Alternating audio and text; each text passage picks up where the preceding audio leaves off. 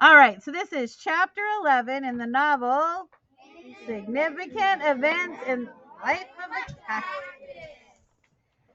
The next day after school, Mom was out checking on a beef delivery for the steakhouse, and Dad was dealing with a chicken that had gotten loose from the petting zoo when I heard a knock on the apartment door.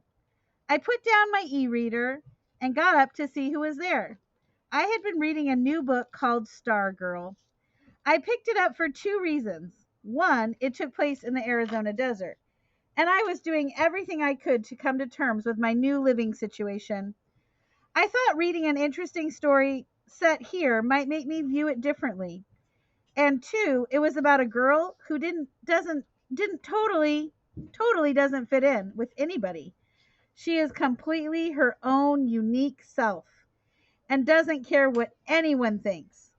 I wish I could say the same thing. I heard the bark before I even opened the door, and I knew it was Connor.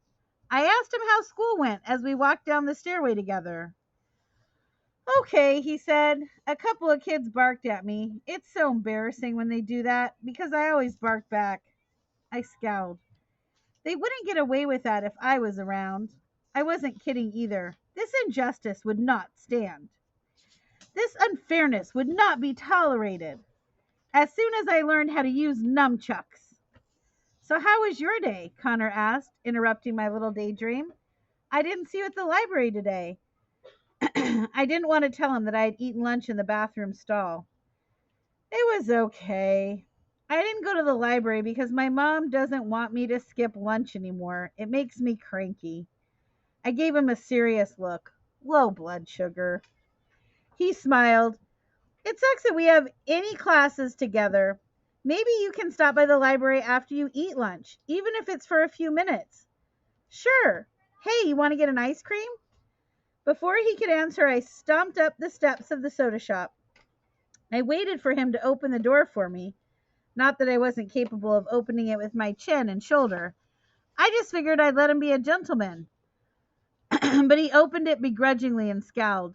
I don't think I want any. How can you say no to free ice cream? I said as I walked to the counter. Didn't you know I'm a VIP here? I get free ice cream, free coleslaw, free arrests, and all the free gold spray painted rocks my heart could ever desire. I told Henry I wanted a double scoop of mint chip in a bowl. While he scooped the ice cream, I asked him, "Hey, what'd you mean about a rodeo? When I was when I was at the last time at Stagecoach Pass even had a rodeo." When was the last time Stagecoach Pass even had a rodeo? The arena looked like it hadn't seen a rodeo in about 100 years. I looked at Henry, but he was just kind of standing there, staring at my torso. His mouth hung open, the scooper in his hand, dripping ice cream on the floor. What? I asked him. What on earth happened to your arms? He seemed extremely concerned. Connor and I glanced at each other. You know I don't have any arms, Henry. Well, you used to, he declared. He stared confusedly at my empty space where my arms should hang. Did you lose those in a horse riding accident? What? Yeah, he said a little more clearly. You were in a horse riding accident, weren't you? That must have been what happened. No, Henry, I said, that's not what happened. Yeah, like a horse trampled off my arms. I mean, just trampled my arms clean off. Henry's face seemed to clear up a little, and he looked at Connor. What would you like, son? Nothing for him, I said. He's on a strict diet of air. As Henry continued scooping my ice cream, Connor whispered to me, That's so weird. I know, I whispered back. Henry placed a scoop of chocolate on the counter. Darn, I would never get that mint chip. So she orders something, and you never know what she's going to get. And Connor carried it for me outside. We sat in the rocking chair on the porch while I ate my ice cream, holding the spoon with my toes. Connor barked at a couple visitors passing by. They looked up at him in surprise.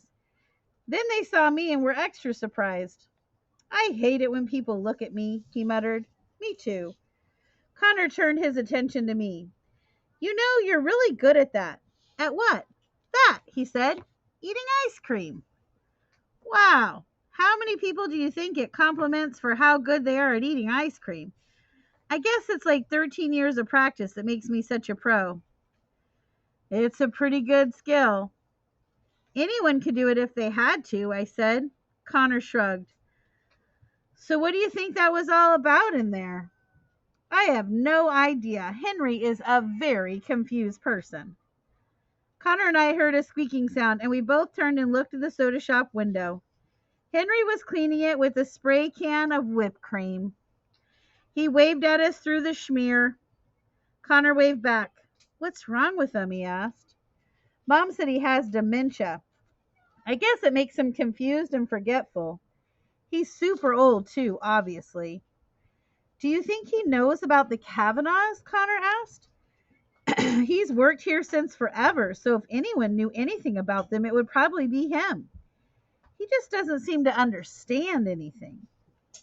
I watched as Henry scowled at the glass with a "why won't this darn window cleaner work" sort of expression.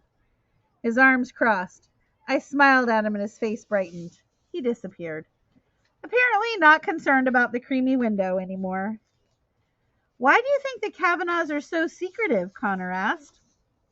I have no idea.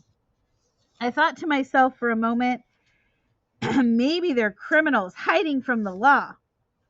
Or maybe they're famous, Connor said. Yeah, maybe they're famous members of a boy band and they don't want anyone to know what they also dabble in Western themed amusement parks because it would ruin their cool pop star image.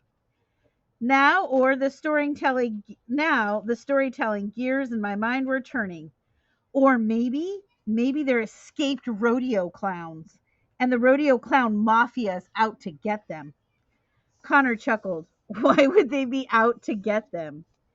Maybe they pulled a prank on the wrong person. You know, like they shot someone they shouldn't have in the face with one of those flowers that squirts water, or they hit someone in the head with a squeaky foam hammer and that person did not find it funny, and now that person is out for revenge. I had to admit the theory was totally believable. Or maybe someone's already gotten their revenge on the Kavanaughs, Connor said. Maybe they're dead. He looked so serious that little goosebumps broke out on my legs, and a loud beeping startled me. I looked down Main Street and saw a large truck backing up at the steakhouse. Mom walked outside with a clipboard in her hand. I turned to Connor. Have you ever pulled any pranks? I asked him, hoping to lighten the mood. He shrugged. My friends and I toilet papered the teacher's house a couple of years ago. He grimaced. We got in a lot of trouble. What about you? Oh, well, no big deal, but I only pulled off just the most awesome prank of all time.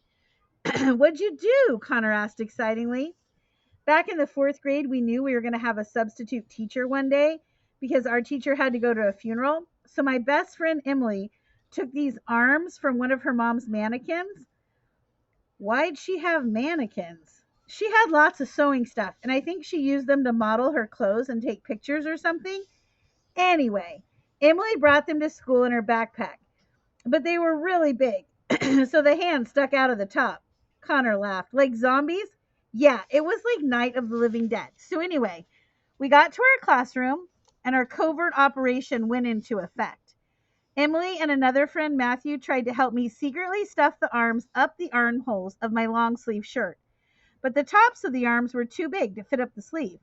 So we had the brilliant idea to stuff them down the sleeves through the neck hole. The arms were so much longer than my sleeves that they stuck way out of the bottom. And I totally looked like a mutant with arms hanging down all the way to my knees. But we decided we'd come too far and we'd have to just go with it anyway. Matthew held both of the mannequin hands in his to hold the arms up. When the teacher called on us to take our seats, I yelled out, Matthew, let go of my arms. And he pulled on my fake arms. The idea had been that he would basically pull my arms off and I'd hold them up over his head in triumph, howling some wild barbarian. Cool, Connor said. Yeah, I agreed. It would have been. What our dumb fourth grade brains had failed to realize, though, was that because the arms wouldn't fit up the sleeves, they wouldn't completely fit down the sleeves either. The arms got stuck about halfway. Matthew yanked on them and yanked on them, but they wouldn't come out of my sleeves. So what happened? Since the arms weren't coming out of the sleeves, our plan was totally falling apart. I started crying out, "Oh no, my arms! You're tearing off my arms! I can't feel my arms being torn out of the socket right now as we speak. Oh, the humanity! My poor arms!" Everyone was laughing, but the sub just stared at us. Matthew gave up and went to his seat, and so did I. My sleeves were so stretched out, the arms were dragging on the floor next to me as I walked, and I had to maneuver around them to sit down. Connor covered his mouth. "Oh no, did you get in trouble?" "Nope, the sub was actually pretty nice. She didn't tattle on me to the principal or anything like that. Though she did make me wear those stupid arms until lunchtime." Connor laughed. Bet you looked pretty silly." Yeah. I don't know if I call that the most awesome prank of all time. Yeah, it was kind of a fail. Epic fail. We'll stop right there. Oh my, that's crazy. I looked down at my bowl of ice cream, already melting into a soup in the heat. I didn't feel like eating it anymore. After all, I had really wanted that mint chip. "You want the rest of this?" I asked Connor. He shook his head. I turned my attention back to the steakhouse. "You know, the gun show is starting in about an hour." I grinned mischievously to myself. If I had hands, they'd have been doing that evil finger tapping thing right now below my chin. Connor gave me a confused look. "So?" I put my ice cream down and I jumped up from my rocking chair. "Follow me." Connor followed me to the steakhouse where mom had finally finished up with the delivery and the truck had left. We snuck around the back entrance and made our way to the kitchen, where cooks, busboys, and servers were all bustling around getting ready for dinner. We stood secretly behind the giant commercial fridge. Connor and I watched in disgust as a busboy mixed a giant vat of coleslaw with his hands, his arms buried in it all the way to his biceps. He was wearing a tank top, and we saw he had coleslaw juice dripping down from his armpit hair. Connor made a sort of laugh gagging sound beside me, and I said, "Remind me never to eat the coleslaw here again." Yeah, that's pretty gross. Coleslaw juice dripping from his armpit hair. Blech. Connor giggled and barked. He should have had little hairnets for his armpits. "What y'all doing in here?" we heard from behind us. I whirled around to find Josephine standing behind me, her arms crossed. Josephine had already introduced herself to me on the day we moved to Stagecoach Pass. She had come to Arizona from Texas when she was only a teenager and had been working at the park since, forever. She was currently serving, hosting, and doing all kinds of jobs for the steakhouse. Seemed to me like she ran the place. She was probably 80 years old, but she could still carry one of the giant trays that held a dozen bowls of cowboy beans. I thought quickly, well, Mom just told me to grab a couple steaks for dinner. Josephine gazed at me with that strange look she had given me the first time I met her. Sometimes when I was in the steakhouse, I'd catch her staring at me from across the restaurant. I was used to people staring at me, but this was different somehow. "Well, she was just here." Josephine scratched at her cropped red hair, obviously dyed. No 80-year-old had hair that color. "Why didn't she just take a couple then?" I shrugged. "She forgot." "All right, grab 'em and then stay out of the way. Dinner's starting." She plowed through the swinging doors that led to the dining room like she was on a serious mission. Connor opened the giant commercial fridge and grabbed 2 thin cuts of steak. Then we rummaged through the counter drawers until we found some kitchen twine and a pair of scissors. We made our way upstairs to the apartment. I was relieved to find it empty. Mom had just gone off to deal with another job or crisis. It seemed the work here never ended. It was sloppy and haphazard, but Connor managed to dig a hole in each of the steaks, tie twine through them, and then tie them around my t-shirt sleeves, going through the arms and neck holes. I loosely draped a cardigan over my shoulders and we made our way downstairs out to the street to watch the gunfight, where a small crowd was already forming. Don't be so nervous, I told Connor as his ticking increased. It's just there are a lot of people around, he said. Yeah, there were like 4 people standing by us. We had to wait only a minute before the cowboys came out and started yelling at each other. I tapped my foot while they went through their daily spiel. Finally, the moment came when the blue shirt cowboy, who also happened to be a server at the steakhouse, raised his gun and pointed it at the cowhide chaps cowboy, who also worked in the souvenir shop, and shouted, "When I'm done with you, there won't be anything left to snore." I made sure I was standing behind cowboy chaps cowboy. Blue shirt cowboy always missed cowboy chaps with the first shot, but today he wouldn't miss completely. Tee hee. At the moment blue shirt cowboy fired, I cried out in pain and shrugged the cardigan dramatically off my shoulders. Connor snickered beside me with his hand over his mouth. A couple of kids standing nearby screamed in terror as their parents looked alarmed for about 1 second, all the time it took to assess the situation. Come on, it was clearly 2 stakes clumsily tied onto my t-shirt and not 2 shot up arms. The cowboy stopped mid-fight and stared at me, probably not sure what to make of my stake arms, as the little kids cried and clung to their parents' legs, afraid their arms were next. The fight was all messed up now, and people started dispersing into the rest of the park. The cowboys glared at me. Connor draped the cardigan back over my shoulder, and I smiled sheepishly at them. Sorry, I said, I didn't mean to mess up your show. The next morning, the cowboys went and complained to Dad about my shenanigans.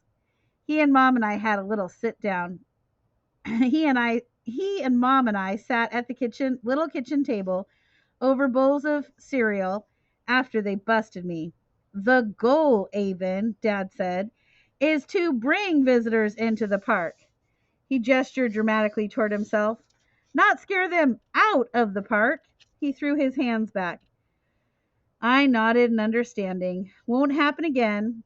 He gave a satisfied nod and pushed his bowl away. He stood up and kissed the top of my head. Have a good day at school, Sheebs. After Dad left, Mom looked at me and pursed her lips. She took a bite of cereal and chewed. It was a pretty good one. Yeah, it was, I said. And we finished breakfast together, communicating only through overly stern looks and repressed giggles.